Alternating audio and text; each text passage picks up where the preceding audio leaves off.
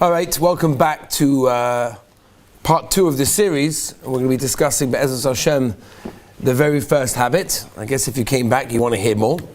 So first of all, this share is sponsored with Elisheva Basora, and also sponsored anonymously for somebody, for his children to go out to B'nai Torah, Ovdei Hashem and Yerushalayim.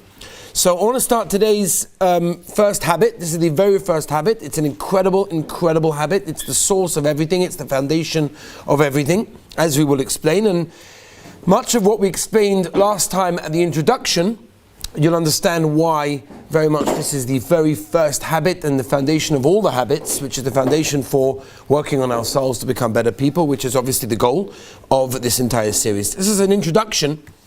Stephen Covey, when he introduces this habit number 1, which we'll get to the name and why, he starts talking about self-awareness, which is a very, very Jewish topic. And he talks about the idea about what mood are you in, how are you feeling, and he explains, as we're going to explain Be'ez Hashem in the next few minutes, that we are not our feelings. We're not our moods, we're not even our thoughts. But the very fact that we can think of these things, that's what separates us from them.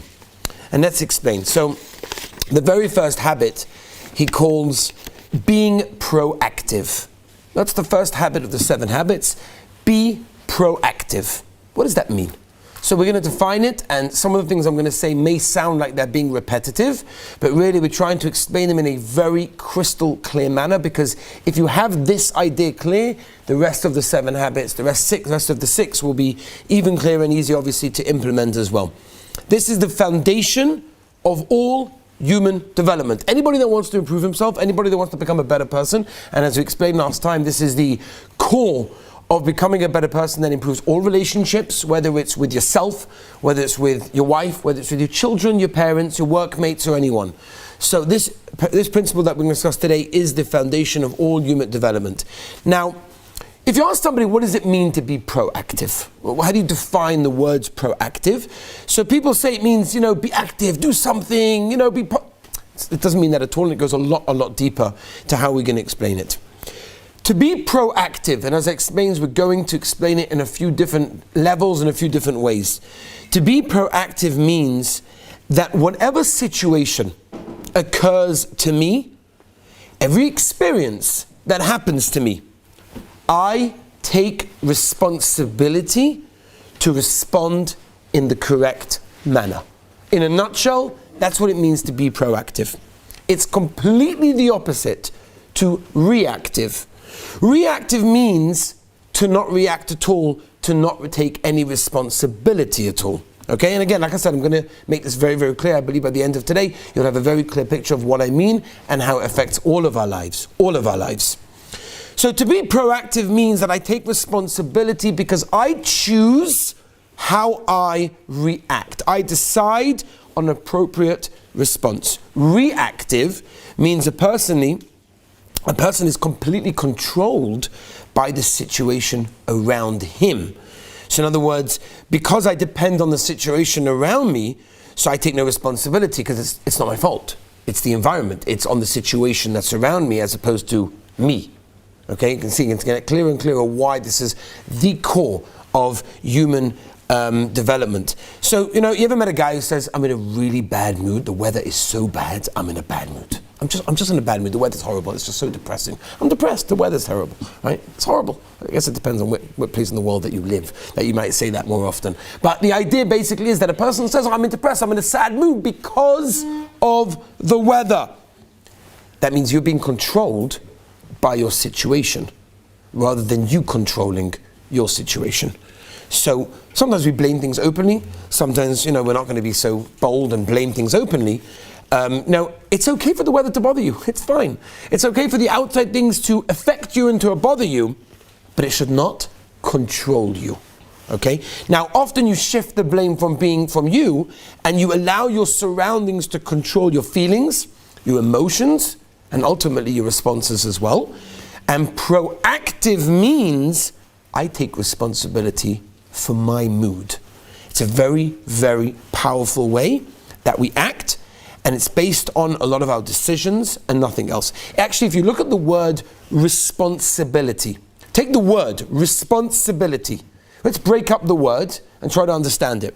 Responsibility, which means that the ability to choose your response basically means that highly proactive people don't blame their circumstances. Their behavior is a product of their own choice. And that's why responsibility, you have the ability to respond. Now it takes working on. It takes working on the ability to be able to respond to every environment. We'll give some examples, you'll see. Now, the obvious makar to this is bechira, right? The Torah tells us very, very clearly that we have the choice to choose between good and bad. That means every single person has a conscious way of making every choice that they make, which will then translate into how they live, how they act, how they respond, and how many of the choices that they make in life basically come upon that as well. It means that the Torah is telling us that we have a choice of our behavior. You can either be a choice of your behavior or you could be a victim of circumstance. That's the choice that basically most people have to make. The Mishnah in Pirkei Avos tells us very clearly, Ezu Gibor, what's a strong person? HaKoivesh es Yitzroi. Someone that's able to conquer his Yitzhar. That means it might be hard. No one's saying it's easy, but it means you have the choice. And that's what Chazal are telling us in a very subtle way, that every single person has a choice how to react. And it's up to us how we're going to react, or are we going to be a victim of the circumstance that we are in. And the differences between them can be life-changing to you, to all relationships that you have, and to the life that you lead. Now, to be reactive, by the way, let's just call a spade a spade. To be reactive is the easiest thing to do. It's so much easier to be reactive. You ever heard a guy, oh, you just got me started. You just pushed my buttons. Now, you had these things, right? You got me started. What do you want? You said those words. You got me started, right? You had such a thing, right? What does that mean? That means that you're not making a conscious decision how to react. You're blaming your environment. You're shifting the blame from you to somebody else. It's a very dangerous thing, and it can eventually come out in many, many of our relationships that we have, and it's very easy to do. Many of us do this all the time. It's so easy to shift the blame. It's not us. We're not to blame. It's the weather. It's him. It's her. It's, as I said, we're going to get to many different examples. Now, it's very true.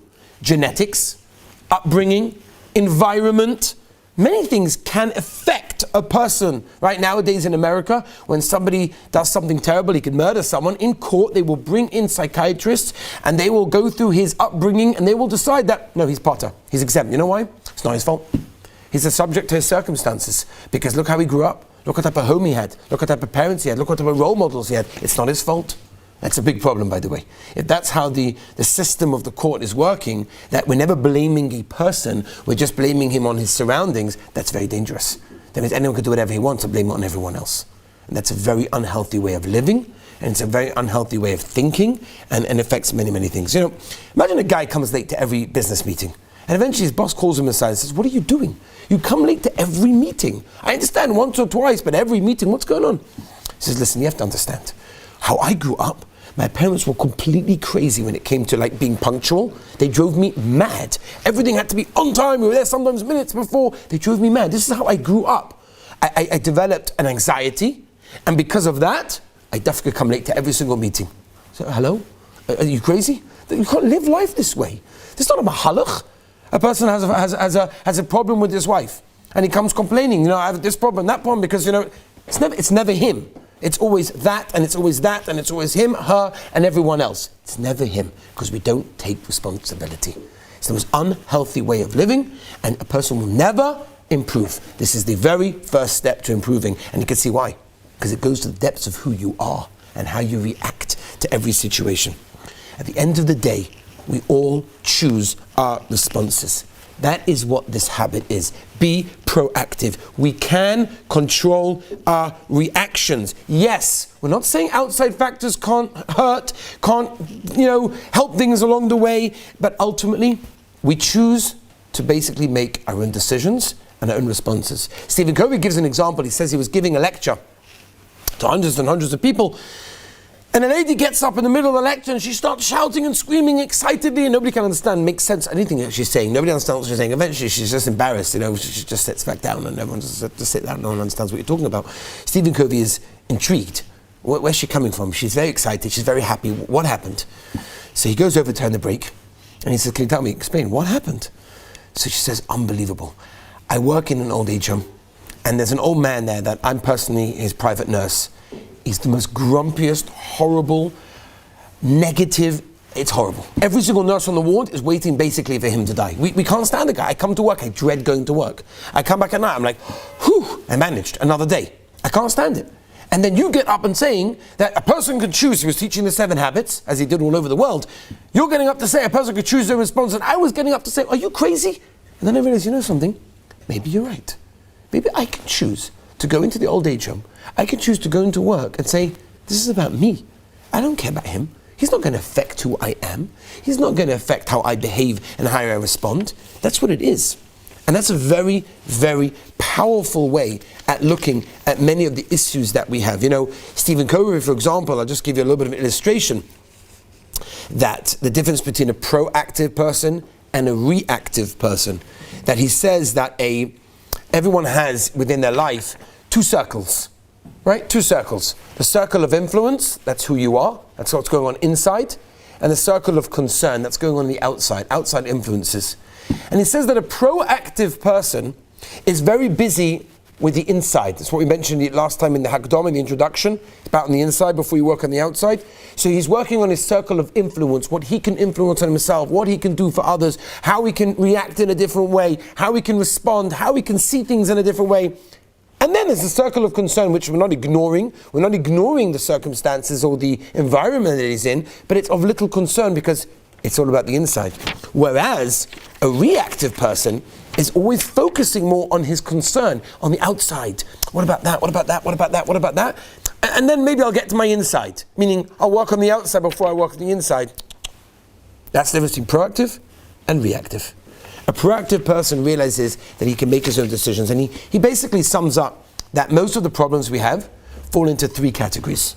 The category number 1 is what he calls direct control. Direct control is our own behavior. And category number 2 is indirect control, problems with other people's behavior. And then he has category number 3, which is no control whatsoever, problems that we just cannot do anything about. He basically writes, and again I'm summarizing a lot of this, that the proactive approach is to take the first step in the solution of all of these 3 steps, or all of these 3 types of levels, and within the circle of influence within ourselves, and reach within ourselves and see how can we react and see things in a different way, which will in turn affect how we respond and how we behave as a human being. And he explains it in a very real way. And this I think will really drive the point very, very well. How do you determine which one are you? Now, often by now, many of us have figured it out which one we are and how we generally act and who we blame. Do we blame ourselves? Do we blame somebody else? But in a real way, he says very simple.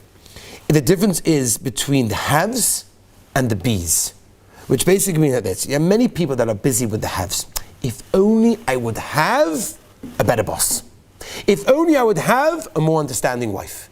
If only I would have easier children. If only I would have better parnasa. Their whole life is if only I would have. And then it will be better. It doesn't work that way. Whereas a reactive person is busy right now with the bees. I could be different. I can react different. I can see things differently. I can be different. I could be a different husband. I could be a better employer. I could be a better person. That person is a proactive person.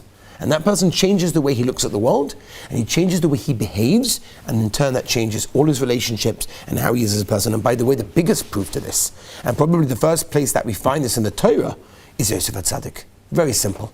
Yosef HaTzadik went through a terrible, terrible number of years where he was sold in a pit, eventually sold down to Egypt, one of the worst places in the world for a tzaddik to be, in one of the low places of the world, and there he is, in prison, for doing nothing wrong. He didn't do anything wrong to deserve being in prison, but there he is. And he could have just cried and, buried himself in his sorrow and said, look what type of life this is, where am I, my brothers are who knows where, and this is where I am, what a terrible life I has, if only I was free, and if only I was this. But you know what he did? The Torah tells us very clearly. Yosef HaTzadik, and this was the turnaround point to his entire success, whole Hatzlach of Yosef HaTzadik, which eventually led to Klal Yisrael leaving Mitzrayim, everything, was when Yosef HaTzadik saw two people who were sad. And he said, and the Torah tells us clearly, he went over and he said, why are you sad today? Yosef HaTzadik is being a proactive person. He's taking his situation and he's not blaming it. He's being someone that looks at something, I could do something, I can help someone, I could do something, I can help something else. And look at that happened. That resulted in a chain of reactions that led to him becoming basically the second in command to the most powerful nation in the world, because he was proactive. Because he took his situation and he didn't bury himself in the sand and say, well, that's terrible, because that's the environment I'm in, what can I do about it? I'm sad, I'm upset. Absolutely not. He was proactive and he realized that he can do something. And that is the power of a human being. So one of the skills that can help us with this is, number one, just knowing this. Just the knowledge to know that we could do this is number one. Number two, Stephen Covey calls it the pause button. He calls it the pause button. So really it comes from a Balatanya. The Balatanya is an incredible idea. And again, I'm abbreviating this in a very short way, you understand. But the Balatanya explains that every human being has a chelik within him of a behema, of an animal, and a chelik, a portion of a neshama. That's what we're made up of. We have animal characteristics and we have kedusha, holy, neshama characteristics. And the Balatanya writes that the chelik of the behema that we have inside of us reacts very, very quickly. Why? An animal works with instinct. If you make a cow upset, he's going to be upset like this. He's not going to think about it first. He's just going to be upset, right? Because he's an animal. He works with animal instincts. He doesn't have time to think about his reactions. The chelik of the neshama knows better. And then the chelik of the neshama understands, 1 second, hold on a second, you need to think about this. Is this how you want to react? Maybe you don't want to react in this way. Maybe it's going to cause negative reactions and who knows what. The problem is that the chelik of our behema works a lot quicker and reacts much quicker.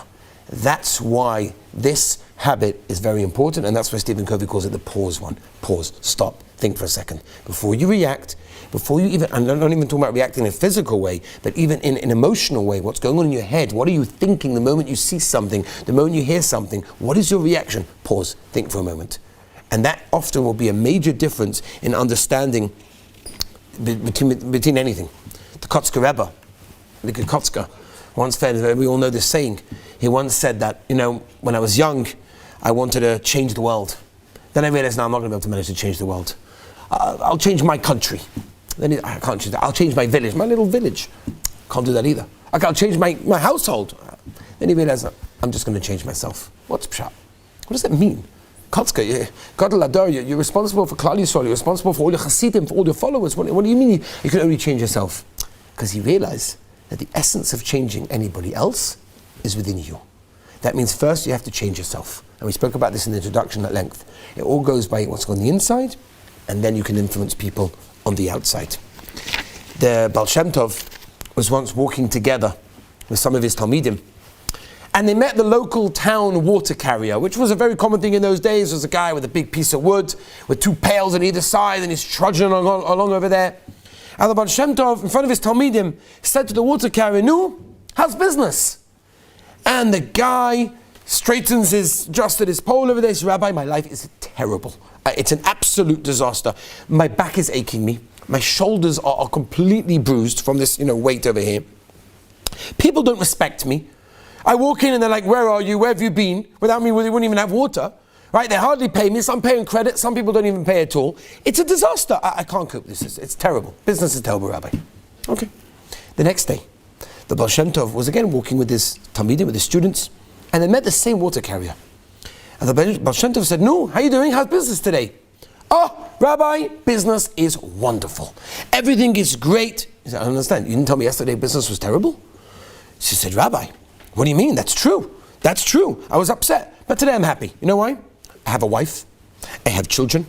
We're healthy. Yeah, I work hard, but it's very good to work. I'm busy. I make money. It's healthy to go out. I do some exercise on the way. It's wonderful. And some people don't even have work. So I'm very, very happy." Baal Shem Tov turned to his Talmidim and he said, "You know what? Happiness is not about the circumstances of our life.